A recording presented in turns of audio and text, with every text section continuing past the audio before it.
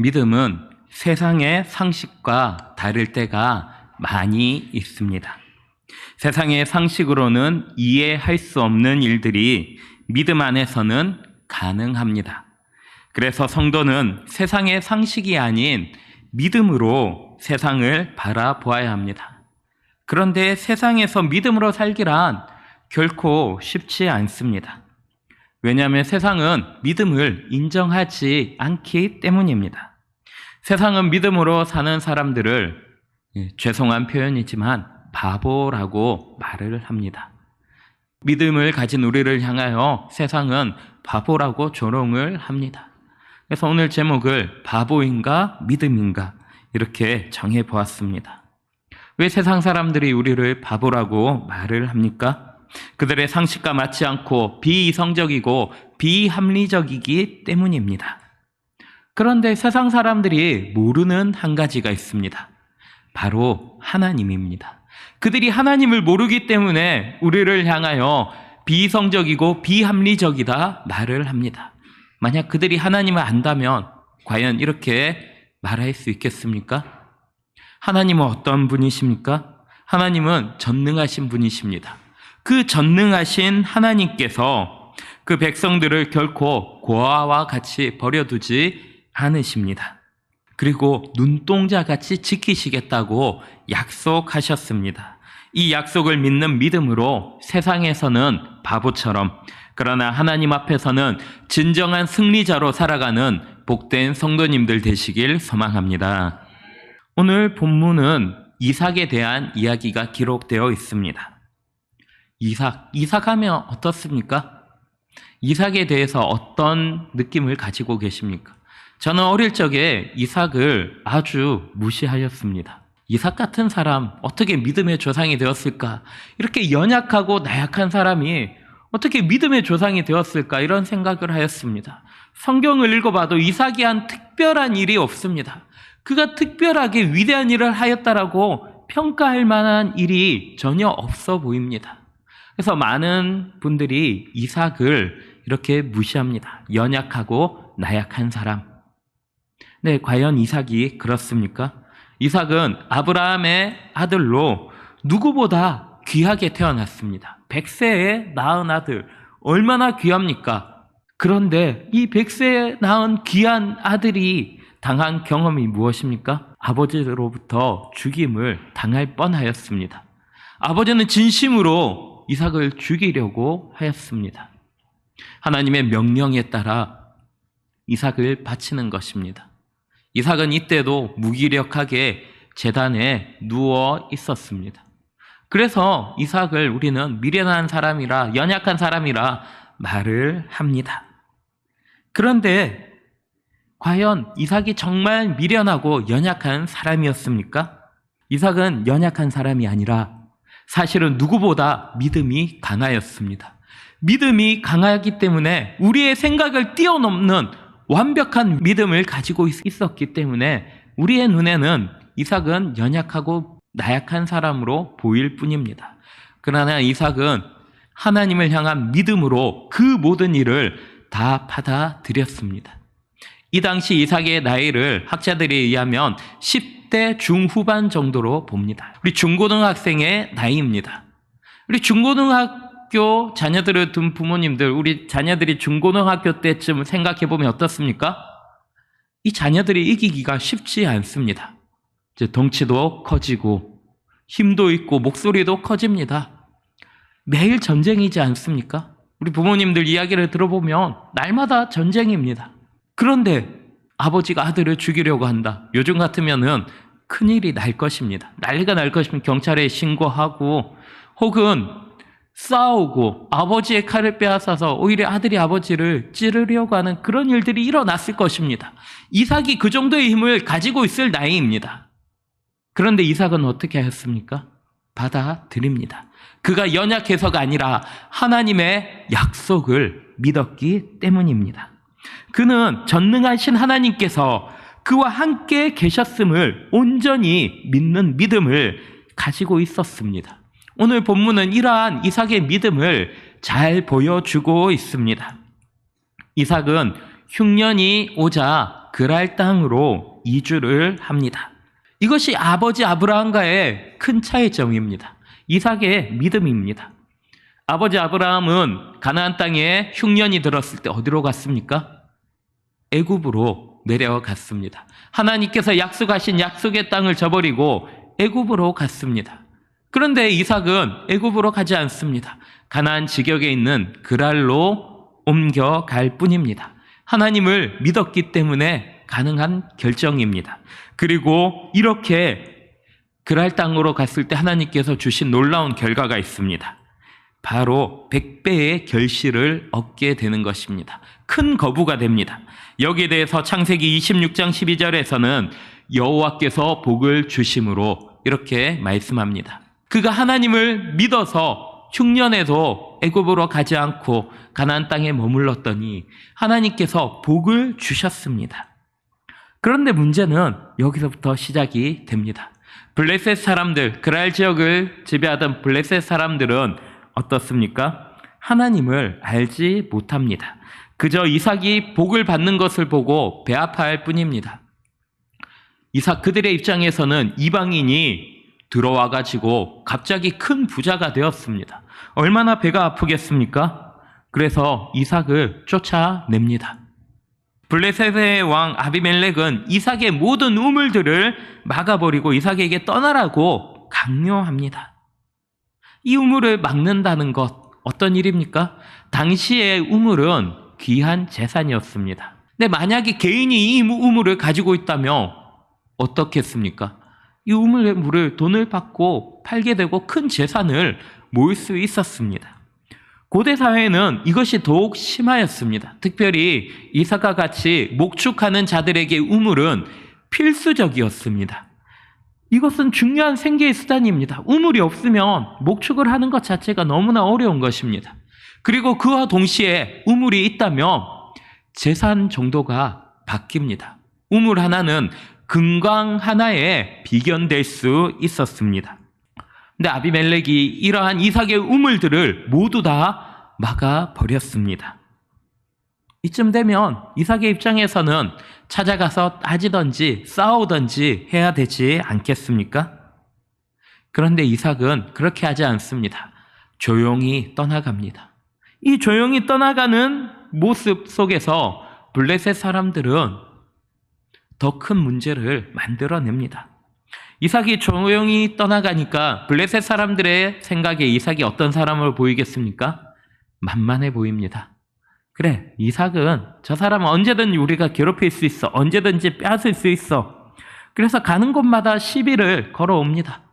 이삭의 우물들을 빼앗기 시작합니다. 이삭은 아버지의 우물들을 찾아서 우물을 파기 시작합니다. 옛날 아버지가 가지고 있던 우물들, 그러나 블레셋 사람들이 메꾸어 버렸던 그 우물을 다시 팝니다. 우물을 팠더니 그랄 목자들이 와서 하는 말이 무엇입니까? 20절을 보면 그랄 목자들이 이삭의 목자와 다투어 이르되 이 물은 우리 것이라 이렇게 말합니다. 이해되십니까? 이삭이 열심히 우물을 팠습니다. 이삭이 우물을 팠는데 목자들이 와서 그랄 목자들이 와서 원래 이 우물은 우리 것이야 이렇게 따지는 것입니다. 원래 그들의 것이 맞습니까? 창세기 21장을 보면 아브라함이 그랄 지역에서 이 우물을 삽니다. 아비멜렉에게 암양 새끼 7마리를 주고 우물에 대한 언약을 맺습니다. 이 우물의 소유권을 아브라함이 가집니다. 그리고 아브라함이 죽은 후에 블레셋 사람들이 이 우물을 막아버립니다. 우물을 막아버렸지만 여전히 소유권은 아브라함과 그의 자손들에게 있습니다. 그런데 이제 와서 이 우물은 우리의 것이다 이렇게 주장하면서 기껏 팠던 그 우물을 빼앗아 버리는 것입니다. 얼마나 억울하고 화가 나는 상황이겠습니까? 분명 자신의 아버지의 것이었고 또 아버지가 죽은 후로 블레셋 사람들이 방치해 놓았던 우물을 그가 다시 공을 들여서 힘을 들여서 팠습니다. 물질을 들여서 시간을 들여서 우물을 다시 얻었는데 그것을 자기들 것이라 우기면서 빼앗아 가는 것입니다. 이쯤 되면 한번 싸워야 되지 않겠습니까? 목소리라도 한번 내봐야 되지 않겠습니까? 근데 이삭은 참습니다. 그저 우물의 이름을 에색이라 지을 뿐입니다. 에색이라는 단어의 원뜻은 다툼이라는 뜻이 있습니다. 근데 이삭이 이 이름을 지은 것은 단순히 다투어서 빼앗겼다가 아니라 그들이 강제로 빼앗아갔다, 이런 의미를 둔 것입니다. 내가 빼앗겼다, 이런 의미로 에색이라는 이름을 지었습니다. 자신의 억울함을 나타내는 것입니다. 하지만 이삭은 여기까지입니다. 거기에 대해서 더 이상 왈가왈부하지 않습니다. 그냥 떠나갑니다. 그 억울함을 자기 스스로 갚지 않는 것입니다. 여기까지만 보면 이삭이 연약한 사람이지 않습니까? 힘이 없어서 자신의 귀한 재산을 빼앗기는 사람이지 않습니까? 그래서 블레셋 사람들은 또다시 이삭에게 시비를 걸어옵니다. 이삭이 우물을 2번이나 빼앗기고도 또 우물을 파자 이번엔 기다립니다. 우물을 파기를. 그 우물을 실컷 파놓으니까 가서 또 빼앗습니다. 이제 이삭이 만만해진 것입니다. 2번이나 빼앗았으니까, 그래도 이삭이 아무런 대꾸조차 하지 않으니까 이삭이 만만해진 것입니다. 그래서 이삭이 우물을 파기를 기다렸다가 우물을 빼앗습니다. 이삭이 어떻게 합니까? 3번째는 싸워야 되지 않겠습니까? 근데 이삭은 또 싸우지 않습니다. 이번에는 이름을 신나라고 짓고 떠나갑니다. 신나는 에색보다 더욱 강력한 표현입니다. 단순히 빼앗겼다가 아니라 내가 강탈당하였다, 이런 표현입니다. 지금 이삭은 내가 강탈당했다라고 이야기하면서 이름을 짓지만 그래도 또 우물을 내어주고 조용히 떠나갑니다. 그리고 또다시 우물을 파기 시작합니다. 이삭이 결코 싸우지 않습니다. 그가 왜 싸우지 않습니까? 왜 이렇게 연약하고 미련한 모습을 보입니까? 그는 살기 위해 꼭 필요한 재산이자 아주 값비싼 재산인 이 우물을 여러 개나 빼앗겼지만 그것을 뺏거나 지키기 위해 노력하지 않습니다. 다만 그 이름을 에색, 신나라 지으면서 자신의 억울함을 표현하는 것입니다. 누구에게 이 억울함을 표현하고 있겠습니까? 바로 하나님입니다. 하나님께 억울함을 표현할 뿐이지 이것을 그가 싸우지 않는 것입니다. 만약 우리 성도님들 같으면 어떻게 하시겠습니까? 억울하고 분해서 잠도 오지 않고 또 아까워서 어떻게 복수를 할까, 이런 생각하지 않으시겠습니까? 이 억울해서 분통이 터져서 어떻게 참고 있겠습니까? 근데 이삭은 그렇게 하지 않습니다. 그는 이름만 지어놨을 뿐 어떠한 행동도 취하지 않습니다. 그저 하나님께 맡깁니다. 그래서 창세기 26장 22절을 보면 또다시 우물을 판 후에 블레셋 사람들이 오지 않자 우물 이름을 르호봇이라 짓습니다. 르호봇의 이름의 뜻이 무엇입니까? 이제는 여호와께서 우리를 위하여 넓게 하셨으니 이 땅에서 우리가 번성하리로다. 이것이 이삭의 고백입니다. 여호와께서 우리를 위하여 넓게 하셨으니, 이전에는 좁았다는 것입니다. 이삭이 기도해 보았더니 이전에 이 우물을 빼앗긴 이유는 블레셋 사람들이 강하여서가 아니라 자신이 약하여서가 아니라 하나님께서 이 땅을, 이 좁은 땅들을 나에게 주시지 않으셨다. 이제 나에게 넓은 땅을 주셨다. 지금 이 고백을 하는 것입니다. 그래서 이름을 르호봇이라, 여호와께서 우리를 위하여 넓게 하셨다, 이렇게 이름을 짓는 것입니다. 이것이 이삭의 믿음입니다. 이삭은 마치 힘도 없고 자존심도 없는 바보처럼 보였지만 실상 그 안에는 하나님을 향한 강력한 믿음을 가지고 있었습니다.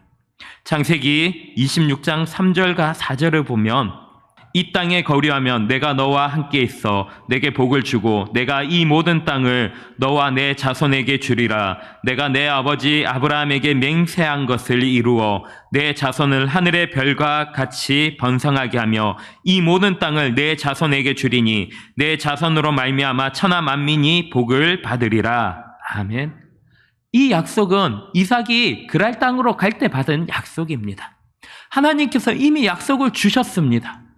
하나님께서 이삭과 함께하며 아브라함에게 주신 그 언약을 이삭에게도 주실 것이라고 약속하셨습니다. 이삭의 행동이 이제 이해가 되십니까? 이삭이 그랄에서 굳이 싸우지 않아야 될 이유가 있었습니다. 그는 하나님께서 가장 좋은 것을 주실 것이라고 믿었습니다. 그의 믿음이 있었기 때문에 이 강력한 믿음으로 말미암아 그랄 사람이 무엇을 하든지 어떤 일을 하든지 그는 상관하지 않았습니다. 그는 그저 하나님만 믿고 묵묵히 하나님의 인도하심을 따라갔습니다. 비록 그랄 목자들이 와서 빼앗았지만 그는 그 사람들을 본 것이 아니라 하나님을 본 것입니다. 하나님께서 복 주시리라는 약속을 믿었습니다. 그래서 하나님의 약속을 따라서 갔던 것입니다. 하나님은 이런 이삭의 믿음에 응답하십니다.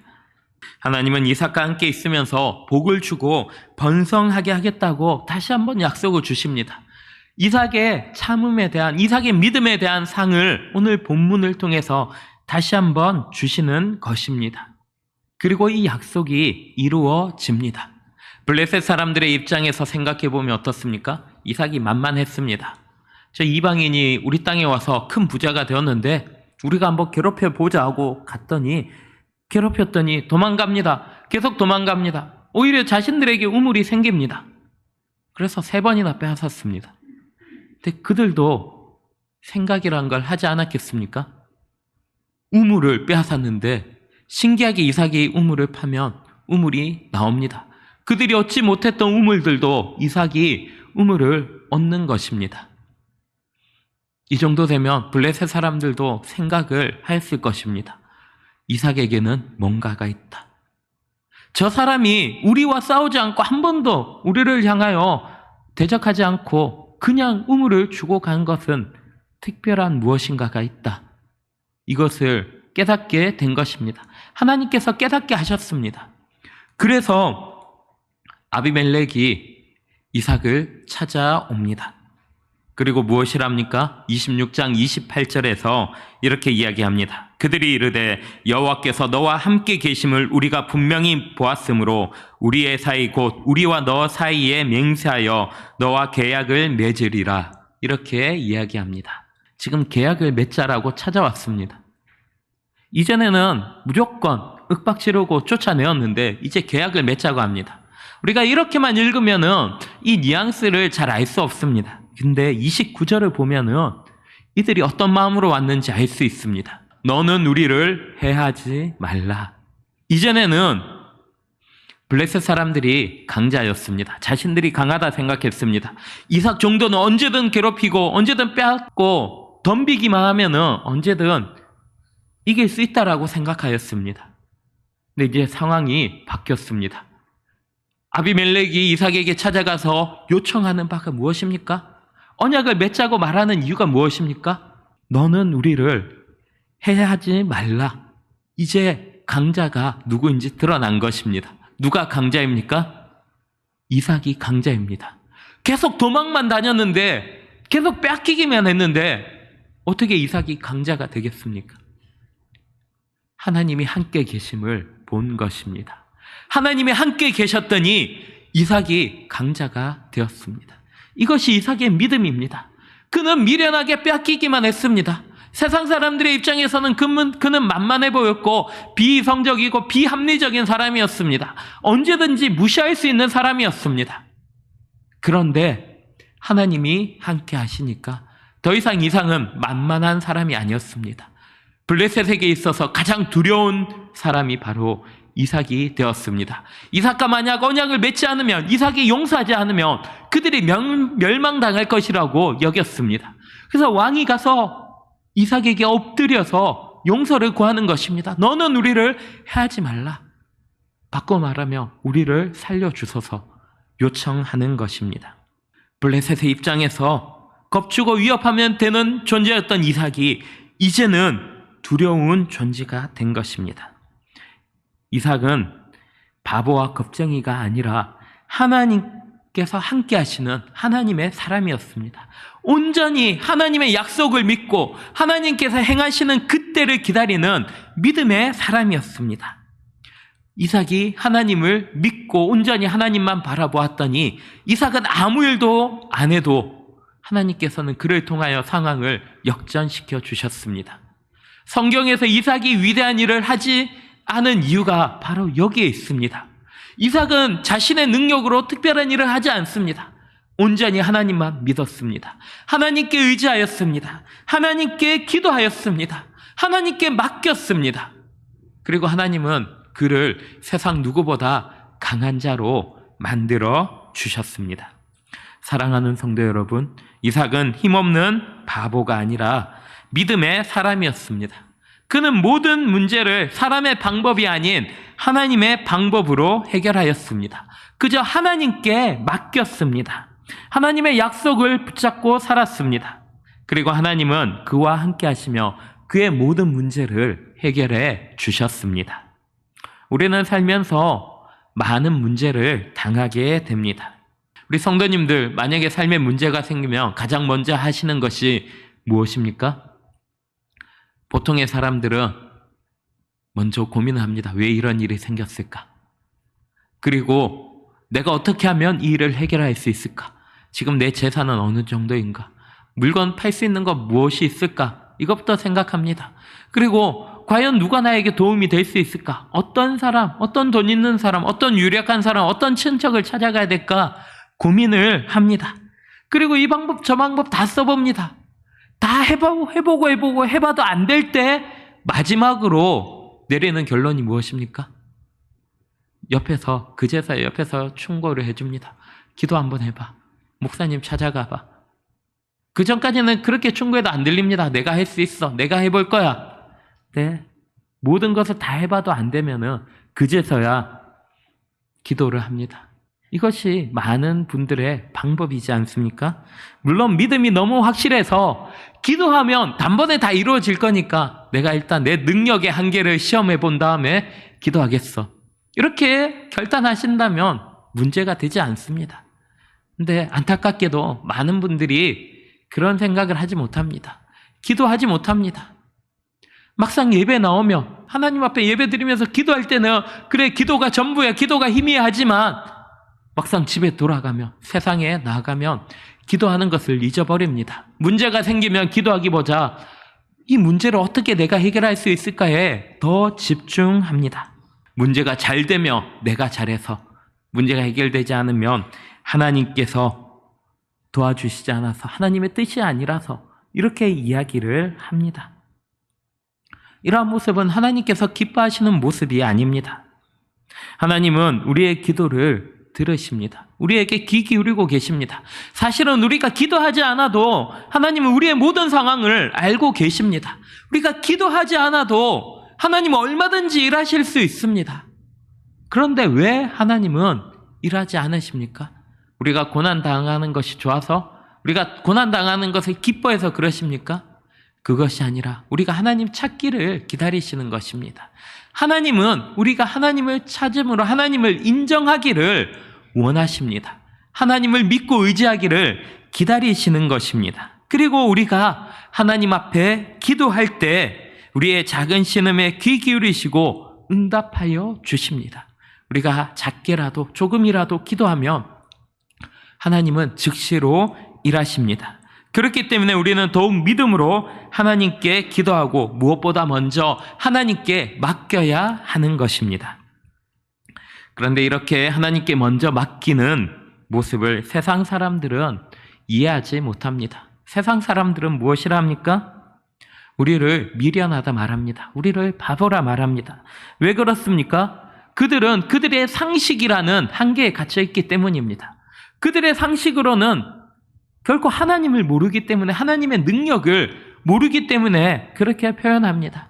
우리는 이러한 세상 사람들의 시선을 의식할 필요가 없습니다. 세상 사람들이 우리를 어떻게 바라볼까 생각할 필요가 없습니다. 세상 사람들의 상식을 가지고 올 필요도 없습니다. 세상 사람들이 말하는 그 지식을 가지고 올 이유가 없습니다. 우리의 지식은 하나님의 지식에 있고 우리의 상식은 하나님의 상식에 달려 있습니다. 하나님은 세상을 뛰어넘는 분, 세상을 초월하시는 분이시기 때문에 그저 우리는 하나님만 믿기만 하면 됩니다. 이것이 바로 믿음입니다.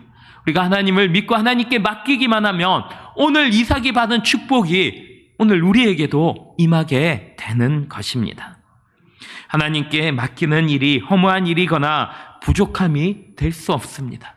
우리 하나님은 누구보다 전능하신 하나님이시기 때문입니다. 우리가 이 믿음이 있다면 우리는 모든 문제 앞에서 먼저 기도할 수 있습니다. 모든 문제 앞에서 먼저 기도하고 하나님께 맡기고 하나님의 뜻을 구한 다음에 하나님께서 말씀하시는 대로 움직이면 됩니다. 그러면 우리의 모든 일은 순적하게 되고 우리는 최후 승리를 얻으며 믿음으로 승리하게 되는 것입니다. 사랑하는 성도 여러분, 기도하는 가운데 전능하신 하나님께서 일하십니다. 우리가 믿음으로 기도하면 우리의 믿음대로 하나님은 일하십니다. 이 하나님을 기억하시기 바랍니다. 대표적인 한 사람, 조지 뮬러의 일화를 하나 소개하겠습니다. 조지 뮬러는 모든 일에 기도했고 그 모든 문제들마다 하나님의 응답을 받았습니다. 무려 5만 번이나 응답을 받았다고 전해지고 있습니다. 이러한 조지 뮬러가 한 번은 대서양을 건너서 미국에 가야 했습니다. 당시 영국에서 사역하던 조지 뮬러가 미국에까지 가야 했는데 이 미국까지 가는 여정이 어떻습니까? 굉장히 어렵습니다. 항해가 쉽지 않습니다. 근데 이 배를 타고 미국까지 가는 것입니다. 하루는 안개가 너무 심하였습니다. 안개가 거칠 줄 모릅니다. 안개가 심해서 배가 더 이상 나가지를 못합니다. 배가 멈춰버렸습니다. 이 선장은 거의 20시간 이상을 잠도 못 자고 이 안개만을 바라보면서 어떻게 해야 될까 고민하고 있었습니다. 자신이 할 수 있는 모든 능력을 동원해봤지만 안개를 없앨 수가 없는 것입니다. 이렇게 안개 가운데서 선장이 아무 일도 못하고 망연자실 안개만 바라보고 있을 그때 조지 뮬러가 선장을 찾아왔습니다. 선장에게 이렇게 묻습니다. 선장님, 저는 무슨 일이 있어도 이번 주 토요일까지 도착해야 됩니다. 이 배가 과연 도착할 수 있겠습니까? 선장님, 도착하도록 도와주십시오. 그랬더니 선장이 합니다. 불가능합니다. 이 안개가 언제 거칠지 모릅니다. 제가 할 수 있는 것은 아무것도 없습니다. 혹시 배가 나가는 것 외에 제가 도울 일이 있으면 도와드리겠습니다. 하지만 이 안개 상황에서 배를 끌고 가는 건 저는 할 수가 없습니다. 이렇게 말하는 것입니다. 조지 뮬러는 그러자 선장에게 요청합니다. 그러면 제가 기도할 수 있도록 기도실을 하나 내어주십시오. 그리고 저와 함께 기도해 주십시오. 이렇게 요청하는 것입니다. 이 선장은 조지 뮬러의 이 이야기를 들으면서 조지 뮬러가 미친 사람이라고 생각하였습니다. 과연 그가 진짜 제정신으로 이 얘기를 하는가? 이런 생각이 들었다고 합니다. 그래서 이렇게 물어보았습니다. 아니 선생님, 지금 이 안개가 안 보이십니까? 혹시 눈을 떠도 이 안개가 어떤지 지금 안 보이십니까? 이 안개가 어제부터 시작된 이 안개가 지금 언제 끝날지 모르는데 지금 기도하겠다니요? 이게 가능한 이야기입니까? 이렇게 이야기를 했습니다. 그러자 조지 뮬러의 대답이 놀랍습니다. 아니요, 내 눈은 이 안개가 얼마나 심한가를 보지 않습니다. 다만 살아계시는 하나님만 보고 있을 뿐입니다. 하나님은 내 모든 상황을 이미 아십니다. 이렇게 대답하는 것입니다. 선장이 마음속에 찔림이 왔습니다. 그래, 기도하지 않았구나. 하지만 여전히 기도할 생각은 하지 못합니다. 다만 조지 뮬러에게 기도의 장소를 내줘야 될 것 같아서 그를 선장실로 데리고 갔습니다. 그리고 기도를 하도록 하였습니다. 그러면서 선장은 자신이 기도를 해야 될지 말아야 될지 여전히 고민하고 있습니다. 이때 조지 뮬러는 무릎을 꿇고 앉아서 이렇게 기도하였습니다. 하나님, 하나님의 뜻이라면 이 안개를 5분 이내에 싹 거치게 하여 주시옵소서. 제가 토요일까지 미국에 도착해야 하는 것을 하나님은 알고 계십니다. 저는 이것이 하나님의 뜻인 줄 믿습니다. 이렇게 기도하는 것입니다. 선장은 아무리 생각해도 조지 뮬러가 정상인 것 같지 않습니다.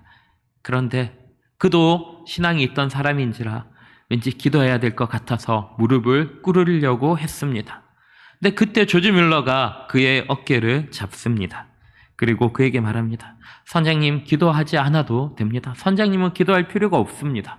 당신이 기도할 필요가 없는 것이 첫째는 기도한 대로 하나님께서 해주시리라고 당신은 믿지 않기 때문이며, 둘째로 저는 이미 하나님께서 저의 기도를 들으시고 응답하셨다고 믿기 때문입니다.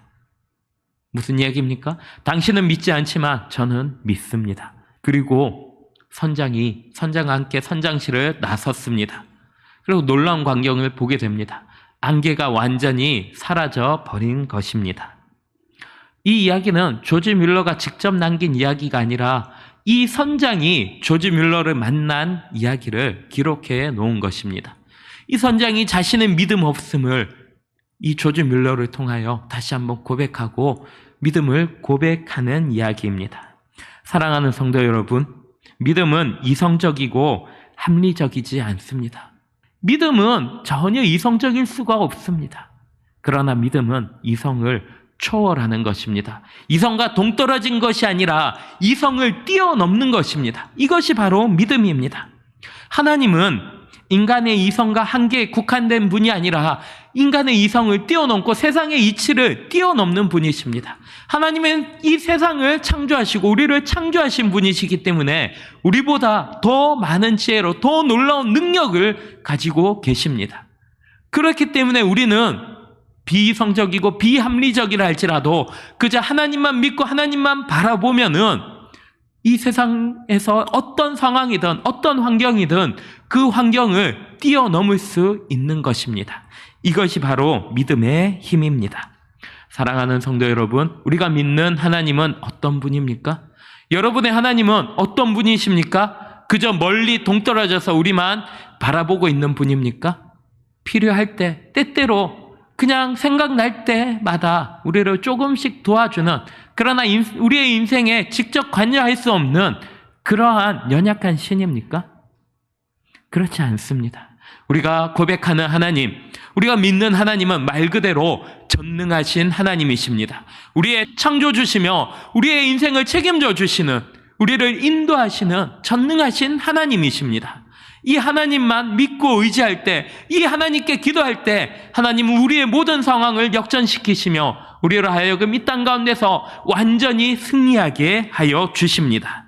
오늘 말씀을 생각하며 오늘 말씀에 완전한 믿음의 사람 이삭처럼, 또 예화의 이 기도의 사람 조지 뮬러처럼 오직 전능하신 하나님만 믿고 의지함으로 하나님과 동행하여 이 땅 가운데서 이 땅의 이성과 이 땅의 합리를 뛰어넘는 온전한 믿음으로 이 세상에 하나님을 선포하고 증거하며 나가는 복된 성도님들 되시길 간절히 소망합니다.